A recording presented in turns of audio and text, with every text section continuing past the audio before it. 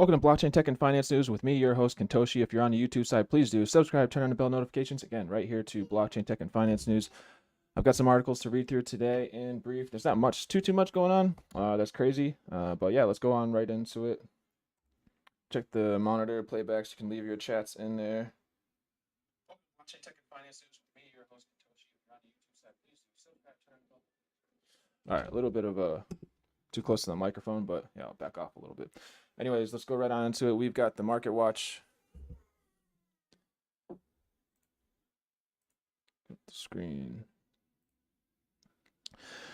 We get the Dow Jones Industrial Average up 0.09%, Nasdaq Composite down 1.32%, S&P 500 is down 0.47%, Global Dow Real-Time USD is up 0.05%, the gold continuous contract is up 1.18%, crude oil is up 0.41% in the Europe market data. We have the FTSE 100 index is up 0.05%. The DAX is up 0.39%. The CAC 40 index is up 0.7%. The FTSE MIB index is down 0.09%. The IBEX 35 is up 0.01%. The Stocks Europe 600 is up 0.13% in the Asia market. Get the Asia Dow down 0.02%. The Nikkei 225 index is up 0.16%. The Hang Seng index is down 0.44%. The Shanghai Composite index is up 0.98%. The S&P BSC Sensex is up 0.6%. FTSE Straits Times index is up 0.27%. The S&P ASX 200 benchmark index is down 0.63%. The Kospi Composite index is up 0.68%. The currencies in the Forex is the euro is up 0.12%. The Japanese yen is up 0.36%. The British pound is down 0.31%. The Australia dollar is up 0.18%. The US dollar index DXY is down 0.23%. The WSJ dollar index is down 0.01%. In the cryptocurrency markets, we have Bitcoin $16,609 down 1.26% per BTC. Ethereum is $1,206.39 per ETH, is down 0.85%. In the rates market, we have the U.S.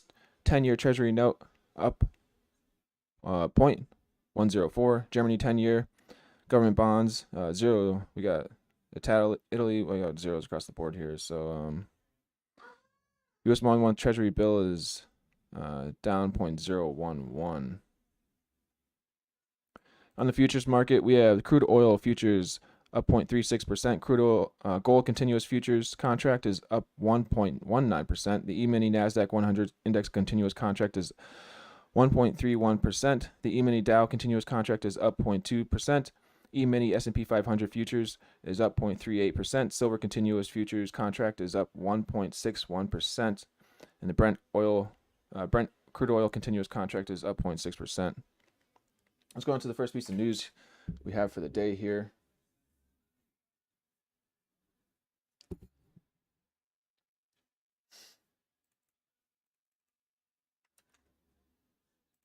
Again, leave your comments in your chats in the chat.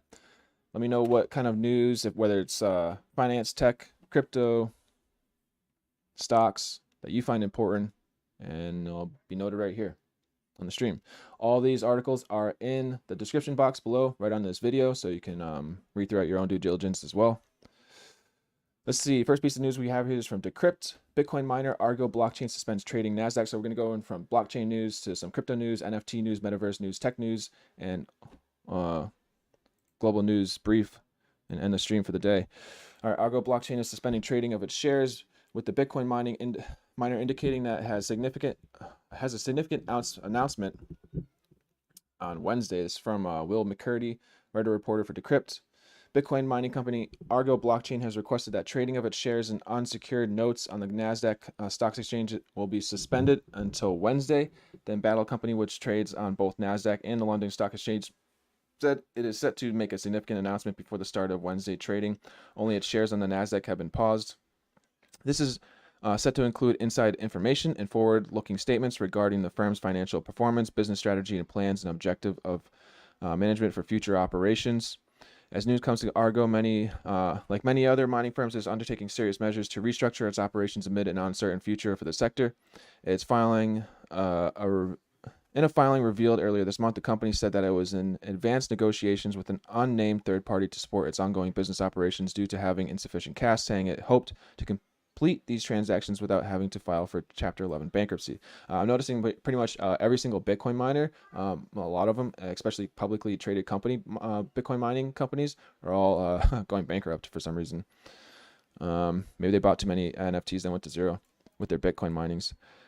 Anyways, these negotiations are said to include plans to sell certain assets to a third party and to undergo an equipment financing deal that it hopes will strengthen its balance sheet and improve its liquidity. Argo has been attempting to raise funds through much of the tail end of 2022. As it has been badly impacted by factors such as high energy costs and falling Bitcoin prices, the firm has seen its stock fall over 95% over the course of the year.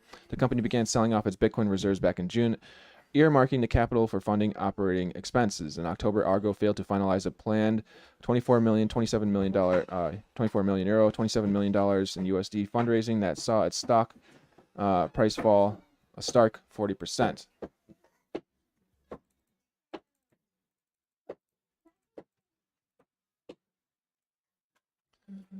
All right, next piece of news here.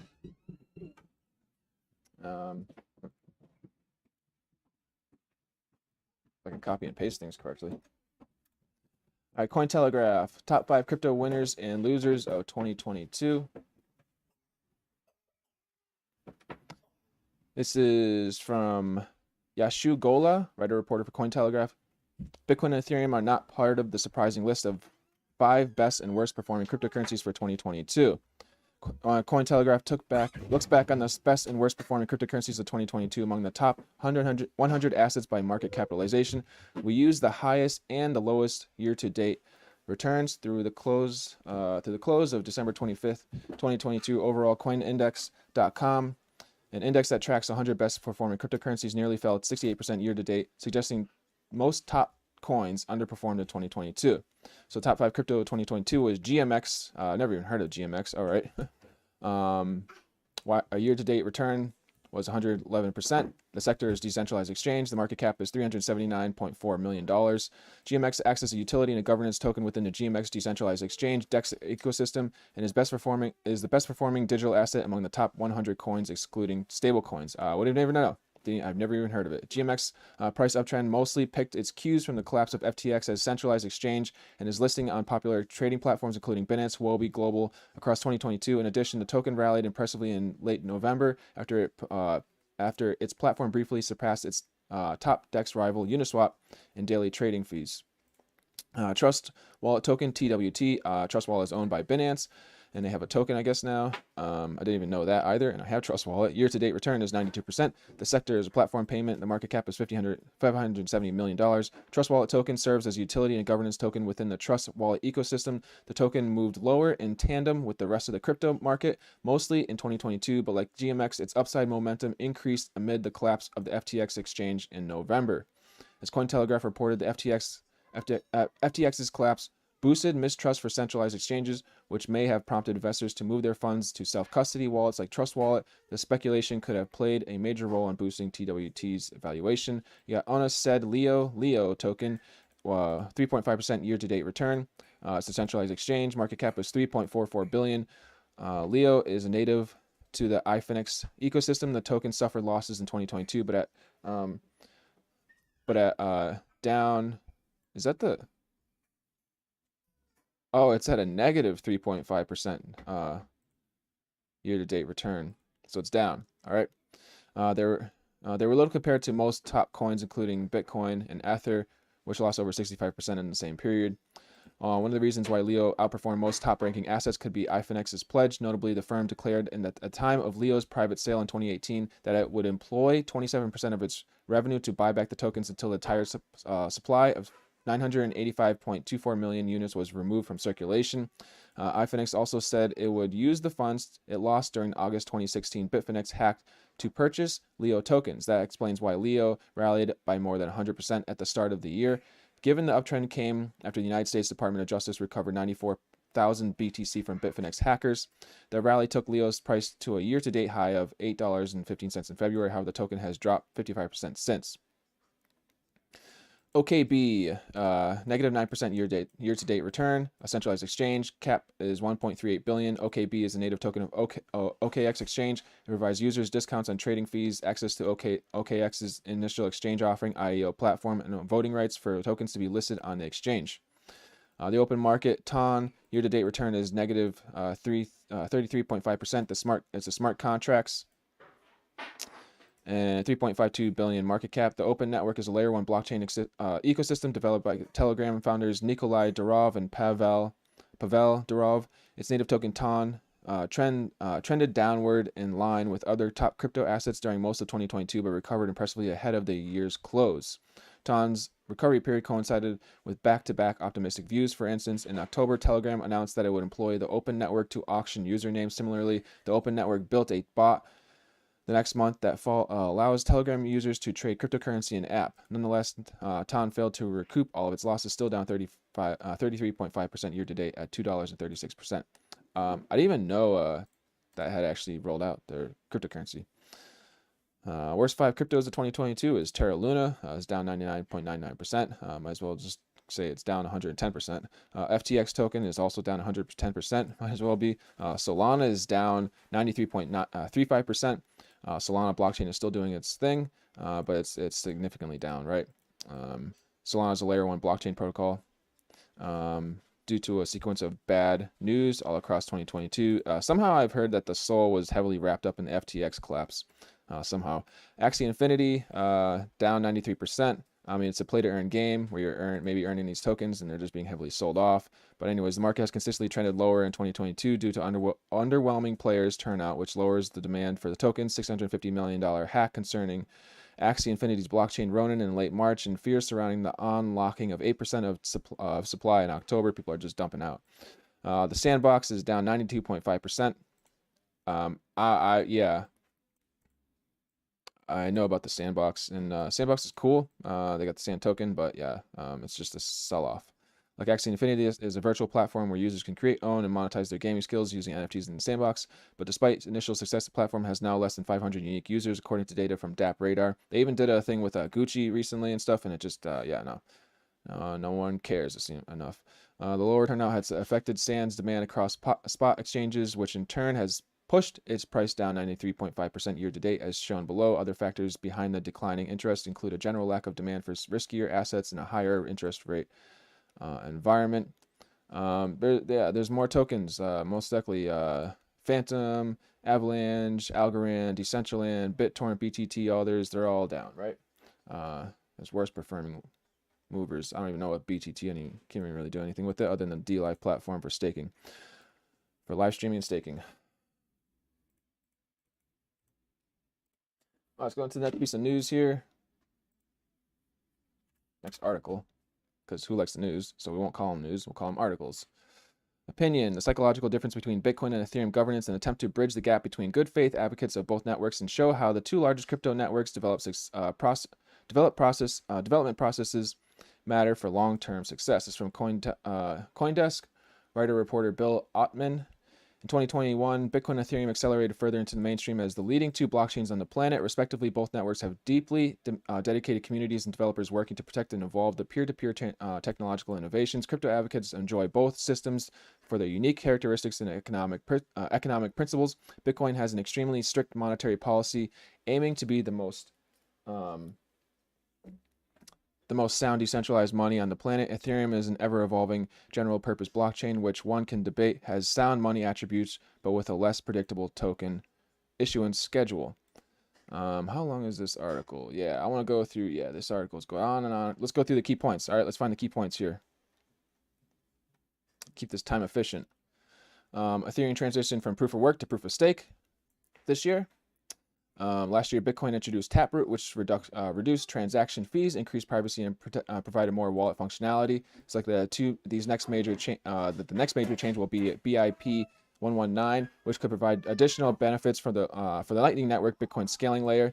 Not long ago, I had opportunity to interview former Bitcoin developer Samuel Dobson to learn how the governance and development process actually works in Bitcoin. Typically, there aren't nearly enough technical details discussed when communities criticize the other governance processes. It's doubtful that most critics have ever even spoken to a core developer on either side. So then shared ground, apart from a handful of tools common to most blockchain governance processes like Git merge requests and comments, live chat, and mailing lists, Bitcoin and Ethereum do have their similarities. Both projects are relatively small groups of core developers, counted in the dozens. In the case of Bitcoin Core, only a few have commit access, aka maintainers or those who can get updates to go live. Both projects utilize a rough consensus, have long periods of scrutinized proposals. BIPs and EIPs are Bitcoin or Ethereum improvement proposals to make minor changes quite regularly. In Bitcoin, these changes are called standardness rules, which are not consensus critical and can be changed relatively often. Both projects have had rare bugs that have been dealt with in relatively centralized ways. In 2015-2010, a hacker created over 184 billion BTC due to a number outflow error. Bitcoin's total supply is meant to be capped at 21 million, so clearly this wasn't acceptable. 90 minutes later, Jeff Garzik spotted the issue. Satoshi can be found discussing a fix here and then implementing it. He said once more than 50% of the node power is upgraded and the good chain overtakes the bad. The 0.3.1 nodes will make it harder for any bad transactions to get any confirmations. On Ethereum in 2016, shortly after the DAO launched and raised 150 million worth of Ether through a token sale, the first decentralized autonomous organization was hacked due to vulnerabilities in its code base. The Ethereum blockchain was eventually hard forked to restore the stolen funds. That was a DAO hack. Not all parties agreed with the decision, resulting in the network splitting into two distinct blockchains. We got Ethereum Classic, which is absolutely worthless, basically. What is the difference? At the most basic level, Ethereum doesn't work like Bitcoin, and that it doesn't have a single reference implementation. Each implementation has committers. Go Ethereum, never mind. Bestu, Aragon, but none of them is sufficient to change the entire protocol. I mean, I will say this: Ethereum now is proof of stake, and Ethereum Classic, I believe, is still proof of work. So, I mean, if people want to mine with their power-intensive graphic cards, it might be incentive that you can no longer mine Ethereum proof of stake. So miners are now switching over to Ethereum Classic if it's not if it's still proof of work, right? That's my only part there is what its value could be, and if you got smart contracts on it, more power to it. Bitcoiners typically resist consensus changes that could create a fork and change the fundamental rules to peer-to-peer networking protocol. Standardist rules, however, are more flexible due to not being consensus critical. Bitcoin resists hard forks but accepts soft forks, which are not consensus changes but are a strict subset of the previous rules. Ethereum co-founder Vitalik Buterin actually wrote about the issue. Ethereum has a specific spec that multiple clients are based off the aforementioned Geth operation, Open Ethereum, Besu, Nethermind, Aragon, while Bitcoin Core is what all Bitcoin clients are based on. Bitcoin Core, NOTs, Rust, BTC, BTCD. The social level, Ethereum has the Ethereum Foundation, EF, which was founded to help direct development of the network and was funded through the sale of ETH. Bitcoin Core is not a legal entity, it is a software.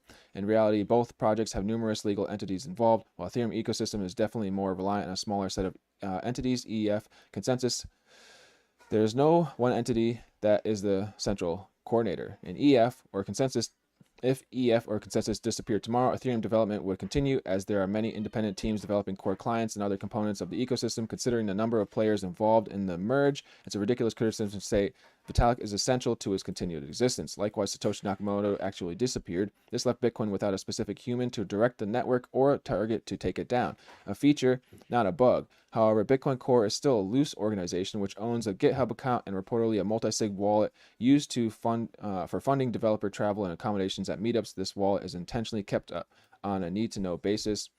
Let's see, limited debates. I don't know what this is. Too often debate between Ethereum and Bitcoin about how to address protocol governance lacks perspectives from core developers. In reality, there's a limited understanding of what's actually happening on the ground for both networks. There's been useful interviews here. Yeah, some reactions to that interview.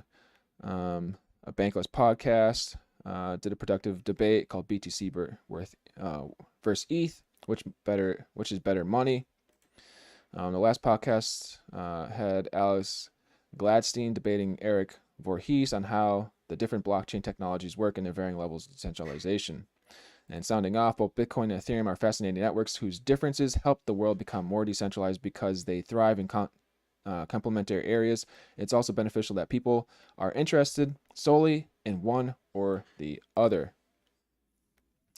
Let's see. Samuel Dobson, the former Bitcoin core dev, expressed to me in our conversation that the difference is largely psychological with the participants. Bitcoin's purpose is for maximum predictability and security, while Ethereum is more focused on constant innovation and composability. He said the Bitcoin community has a kind of inbuilt inertia. It's really hard to change things because it is really hard for a lot of people with diverse interests to agree on the changes. A lack of leadership is a feature, not a bug in this world. Things moving slowly ensures that things are done safely with plenty of discussion, review, and testing. We've seen firsthand on certain forks of Bitcoin the impact of big changes being rushed through.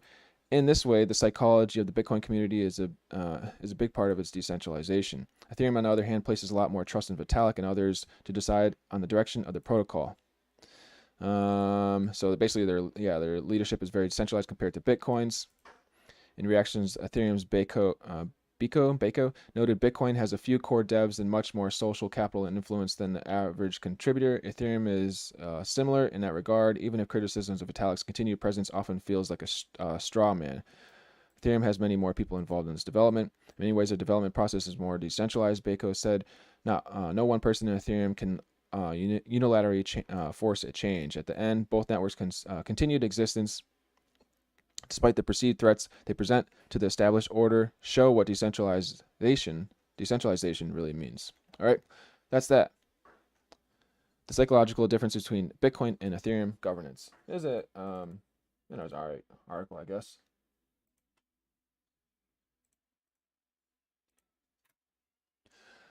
Let's see.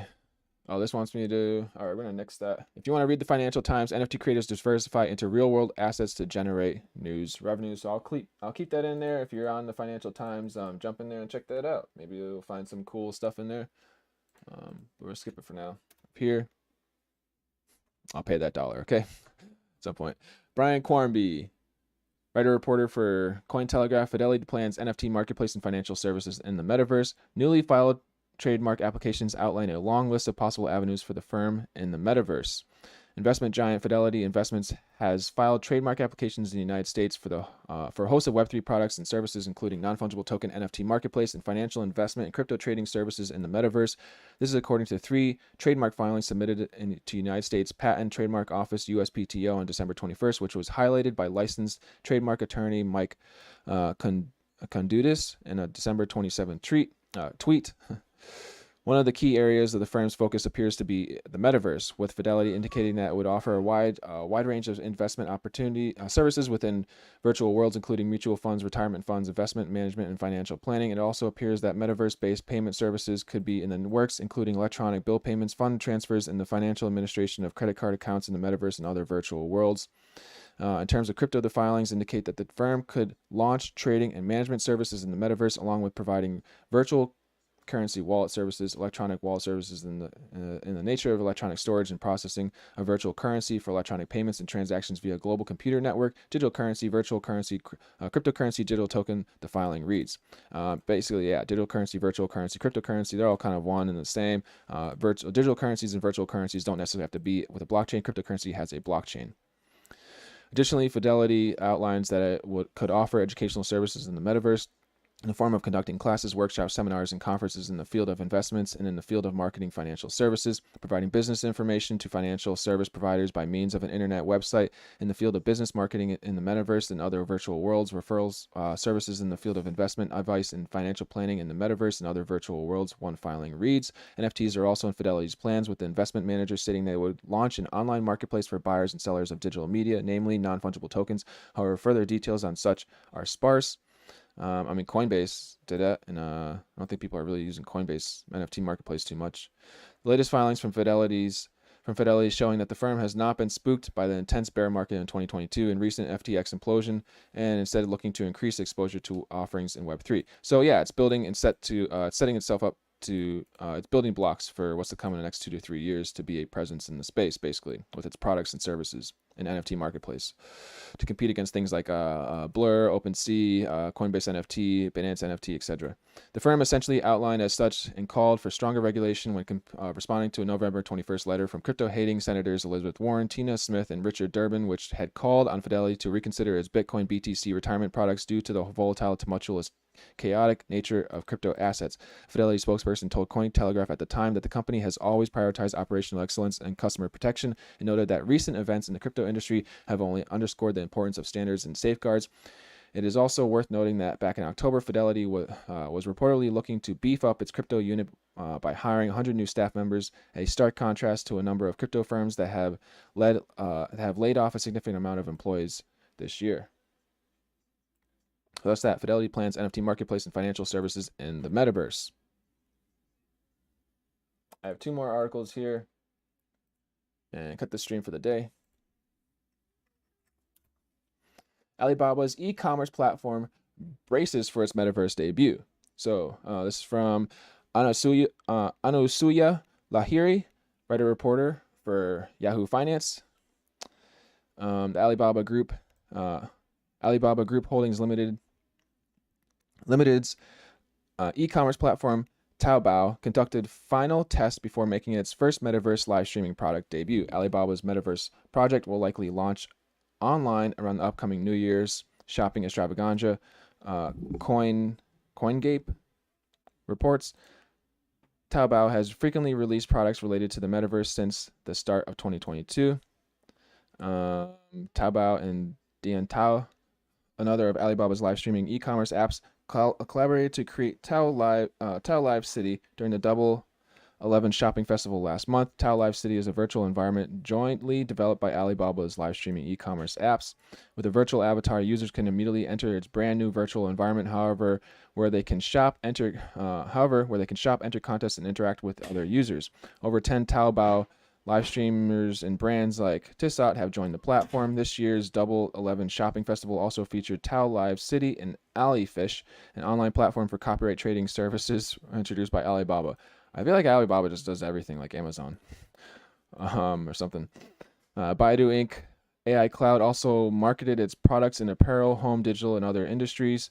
NetEase Metaverse Department promoted similar solutions. NetEase Yao Tai, a metaverse app similar to Baidu's Zrang, will likely come live shortly.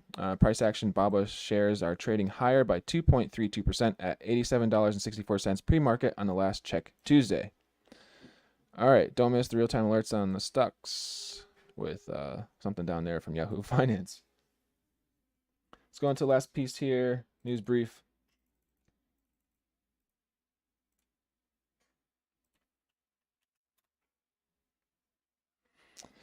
Looking back on 2022, the year in global news and scientific breakthroughs from NPR, the here and now, anytime. You can listen to the 28-minute listen on this link here, and all the links of these news source articles are in the description on this video, in the description box below. So from upheaval in Haiti to protests in Iran, we recount the top stories in global news from 2022. Foreign policy's Jennifer Williams joins. Even even though more electric vehicles are hitting the roads, charging stations are still hard to come by. Drivers of electric cars specifically have trouble in urban areas. Reporter Jordan Pascal of WAMU joins. And in 2022, saw some promising developments in science and technology. Staff writer of The Atlantic, Derek Thompson, joins to break down the top developments of the year. So take a listen in there. In other regards, closing out this stream, we've got a national Southwest cancels 5,400 flights in less than 48 hours in a full-blown meltdown. 2022 marked the end of cheap mortgages, and now the housing market has turned icy cold. I usually wake up. Okay, so in health, you wake up ahead of your alarm. What's up with that? Culture, best movies in TV of 2022, picked for you by NPR critics. The case of the Supreme Court that just can't seem to stop talking in law. Thousands of workers were fired over vaccine mandates. For some, the fight still goes on. That's in business. NPR editor picks. Buffalo tries to clear the roads after Christmas weekend deadly winter storm.